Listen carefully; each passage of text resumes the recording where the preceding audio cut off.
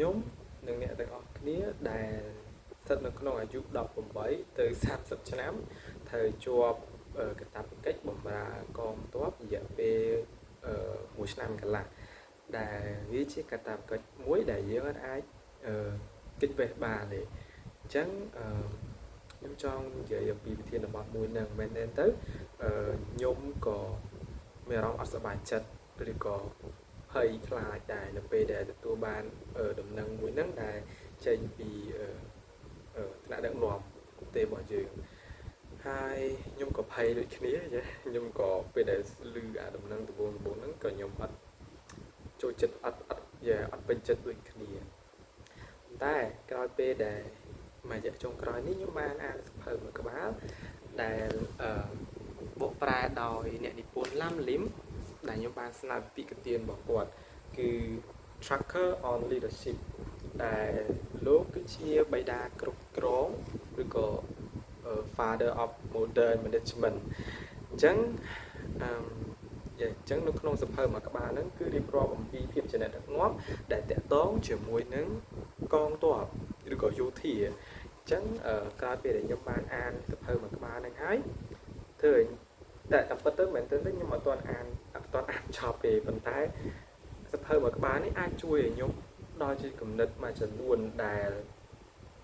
អត់ធ្វើឲ្យអាដំណឹងបំរើកងទ័ពនឹងភ័យខ្លាចដូចមុនទៀតណាវាចុះហ្នឹងហើយអាភាពភ័យខ្លាចហ្នឹងវាចុះប៉ុន្តែនៅតែខ្លាចហ្នឹងនៅតែភ័យដែរប៉ុន្តែអាហ្នឹងវាចុះជាងមុនពីព្រោះមែនទែនទៅលោកសាស្ត្រាចារ្យ Peter Drucker គាត់បានលើកឡើងថាមានតែស្ថាប័នយោធាសហរដ្ឋអាមេរិកទេដែលគឺជាស្ថាប័នមួយមានន័យថាផលិតឬក៏បណ្ដុះបណ្ដាលអ្នកដែលមានជំនាញ leadership ហ្នឹងណាភាពជាអ្នកដឹកនាំហ្នឹងបានច្រើនជាងគេហើយមានគុណភាពខ្ពស់ជាងគេហើយករណីដែលអត់សូវមានគុណភាពហ្នឹងគឺវាថាវាតិចជាងគេទៀតអញ្ចឹងណាហានិភ័យដែលអត់មានលទ្ធផលល្អហ្នឹងគឺទាបទៀតហ្នឹងហើយអញ្ចឹងខ្ញុំចាប់អារម្មណ៍ត្រង់ចំណុចហ្នឹងមែនតើដែលសាស្ត្រាចារ្យគាត់លើកឡើងណាហើយខ្ញុំក៏បែរជាមានគំនិតថាអូយោធាពិតជាមានយុទ្ធសាស្ត្រដឹកនាំឬក៏បង្វឹកបណ្ដុះបណ្ដាលឲ្យមនុស្សមានអាភាពជាអ្នកដឹកនាំហ្នឹងដល់ថ្នាក់ហ្នឹងមែនអត់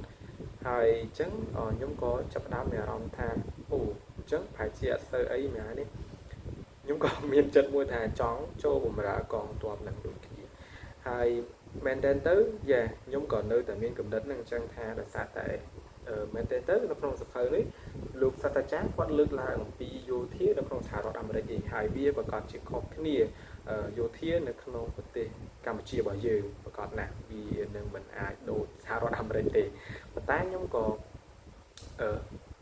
ទុកចិត្តពីសម្ដីរបស់សាស្ត្រាចារ្យ Peter Drucker ដែលគាត់បាននិយាយដូចគ្នាទោះបីជាខ្ញុំរស់នៅប្រទេសផ្សេងពីគាត់ក៏ដោយខ្ញុំគិតថា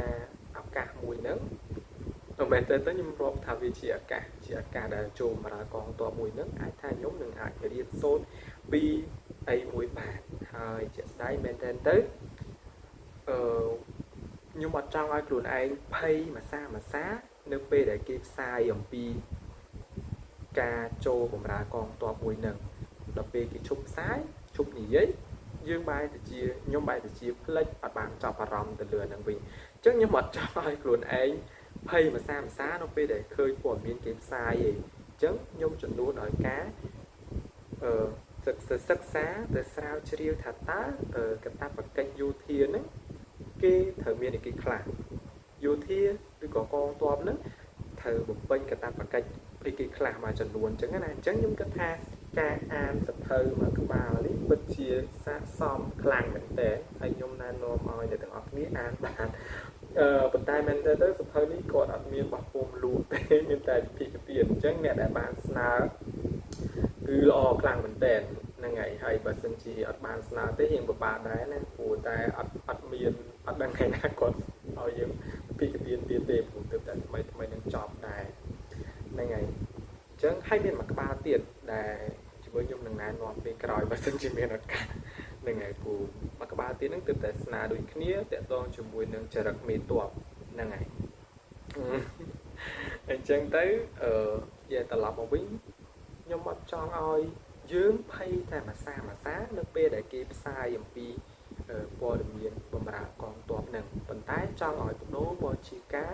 សិក្សាស្វែងយល់អំពីចំណេះដឹងយោធាឬក៏កងទ័ពនឹងតើគេនឹងធ្វើឲ្យគេខ្លះហើយតម្រូវឲ្យយើងមានកាតព្វកិច្ចអីគេខ្លះក្នុងរយៈពេល1ឆ្នាំកន្លះហ្នឹងខ្ញុំគិតថាអាហ្នឹងល្អជាជាងយើងភ័យមួយសាណាហើយយើងក៏ភ្លេចទៅវិញហើយគេផ្សាយមកយើងក៏ភ័យទៅវិញទៀតចឹងទៅអញ្ចឹងកុំឲ្យខ្លួនឯងភ័យខ្ញុំគិតថាគួរតែចំណាយពេលដើម្បីសិក្សាអំពីចំណេះដឹងមួយចំនួនដែលទាក់ទងជាមួយនឹងកងទ័ពឬក៏យោធាឬក៏ការបម្រើកងទ័ពនឹងឯងតើយើងត្រូវត្រៀមអីគេខ្លះគេនឹងធ្វើអីគេខ្លះអីចឹងទៅហើយវាមានសារៈប្រយោជន៍អីខ្លះខ្ញុំគិតថាហ្នឹងល្អជាងអូខេអរគុណច្រើនហើយ